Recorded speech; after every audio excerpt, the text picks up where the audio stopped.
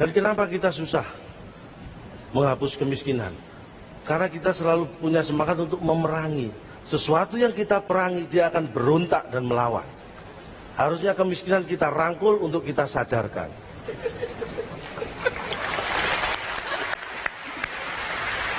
Indonesia ini, mohon maaf, saya bukan mengkritik, tapi ada hal yang menurut saya kurang pas.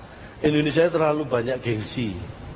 Ketika kita banyak ngomong, tidak bertindak, kita dianggap hanya bisa ngomong. Itu juga menjadi kendala memberantas korupsi dan kemiskinan. Ketika kita ngomong memberantas korupsi, memberantas kemiskinan, mereka yang korupsi akan menganggap, lu nggak korupsi kenapa ngomong korupsi? Kita harus korupsi dulu baru boleh ngomong korupsi. Itulah masalahnya. Itu yang harus kita kikis. Karena korupsi apapun bentuknya itu merugikan rakyat. Kuncinya hanya satu. Apa mereka tidak punya iman? Punya. Yang mereka tidak punya adalah mikir. Karena saya tahu persis. Karena saya survei orang yang korupsi. Saya tanya, Anda tidak punya iman? Punya. Anda tidak punya harga diri? Punya. Tapi apakah Anda mikir? Tidak. Saya tahu betul, karena kebetulan orang tua saya. Jadi saya tahu persis. Tapi kita punya masalah berat selain penegakan hukum ya. Kita masih banyak kemiskinan. Sudah ada kartu Indonesia Sehat, kartu Indonesia Pintar. Dan saya bersyukur sejak ada kartu Indonesia Pintar, anak saya yang paling kecil sudah pintar main kartu.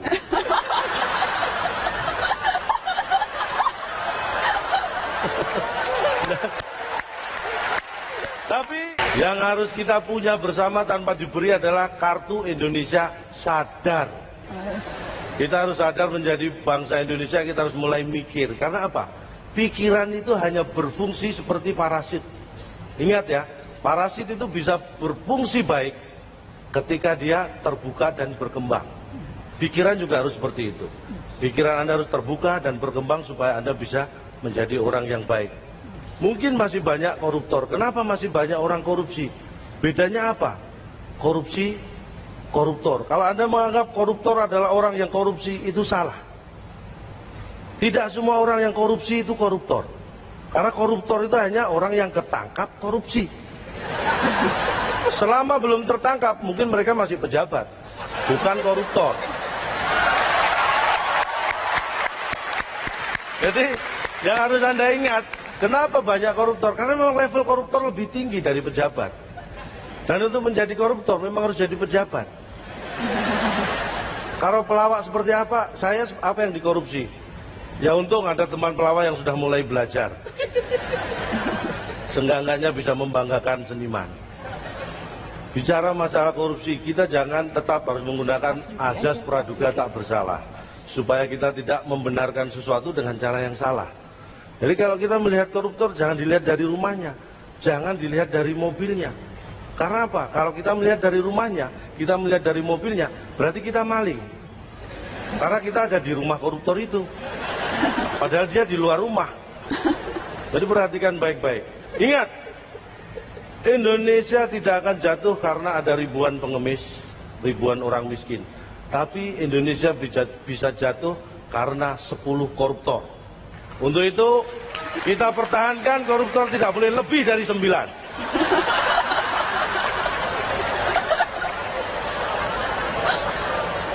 Banyak juga yang berpendapat koruptor harus dihukum mati. Di Cina sudah dilaksanakan itu, tapi ada sedikit juga yang saya survei di sana. Ada koruptor yang hanya 2 bulan dihukum di Cina. Padahal miliaran yuan yang dikorupsi. 2 bulan di penjara, minggu berikutnya ditembak mati. Itulah hebatnya, itu yang harus kita terapkan. Bicara masalah penegakan hukum, bukan saya bermaksud sombong, tapi saya tahu walaupun sedikit. Ketika kita menegakkan hukum, di mana kita punya kedaulatan masalah itu, banyak tekanan dari bangsa lain. Prancis, Australia. Saya ingat hukum Newton. Tekanan itu bisa menimbulkan gaya.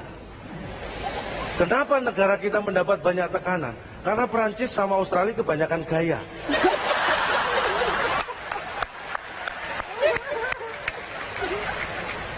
Presiden Prancis, François Hollande. Dari nama nggak konsisten. Presiden Prancis namanya Belanda. Prancis, Australia mengancam Indonesia ketika kita ingin menegakkan hukum di negara kita sendiri.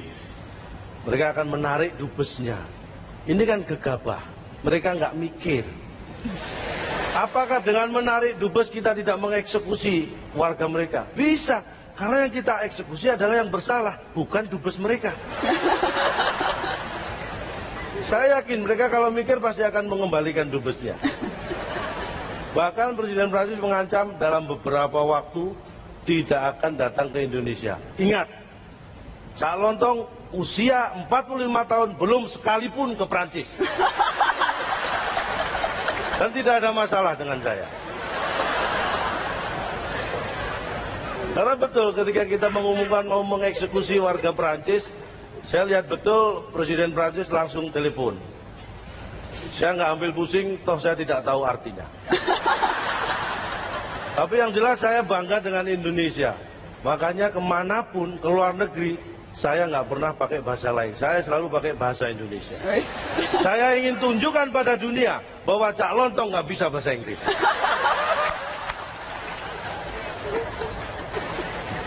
Tapi kita bicara masalah mimpi Indonesia. Saya bangga sekali, sebenarnya di saat yang sama ini, ada acara di Kementerian Kominfo, tapi saya memilih hadir di UI untuk Mata Najwa. Mohon maaf, semua tidak perlu tepuk tangan, saya tidak hadir di Kominfo karena memang tidak diundang. Saya hanya sampaikan di sana ada acara.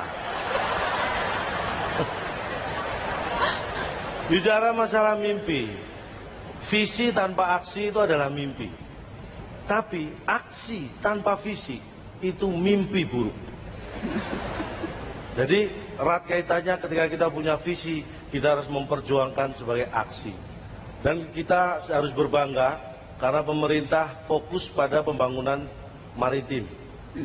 Kita ingat betul, kita 2/3 luas dari Indonesia ini adalah air, lautan.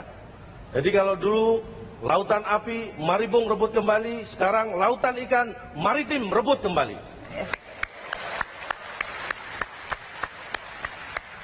Dan bicara masalah anak negeri, Bapak Habibie salah satu yang sangat membanggakan. Sampai-sampai waktu saya kecil, ditanya tadi mimpi, cita-cita, saya pengen jadi Habibie. Dan sejak SMP, saya sadar bahwa cita-cita salah. Benar, saya sadari cita-cita saya salah kalau ingin seperti Habibie ketika SMP. Karena ketika SMP, mohon maaf, tinggi badan saya sudah lebih tinggi dari Pak Habibie. Jadi saya nggak bisa seperti Pak Habibie. Tapi semangatnya. Cintanya, Cak Lontong? Ya? Cintanya seperti cinta Habibie Ainun tidak? Oh, kalau cinta dengan pasangan saya nomor 1. Kenapa cinta pasangan saya nomor 1? Karena ada nomor 2, nomor 3. Bukan seperti itu. Kalau saya sama istri itu jalan-jalan ke mall, dia selalu saya gandeng. Nggak pernah saya lepas. Karena kalau saya lepas, dia belanja nggak karuan. Makanya saya ingin Anda semua meniru Bapak Habibie, seseorang yang bisa mengagumkan dan dikagumi oleh Indonesia. Dan saya, Cak Lontong, hanya bisa mengagumi Pak Habibie dan Indonesia. Mudah-mudahan apa yang saya sampaikan kurang bermanfaat. Tetap semangat, jangan kapok menjadi Indonesia, dan banggalah menjadi warga negara Indonesia. Saya Cak Lontong, salam lemper. Terima kasih Cak Lontong, salam lemper.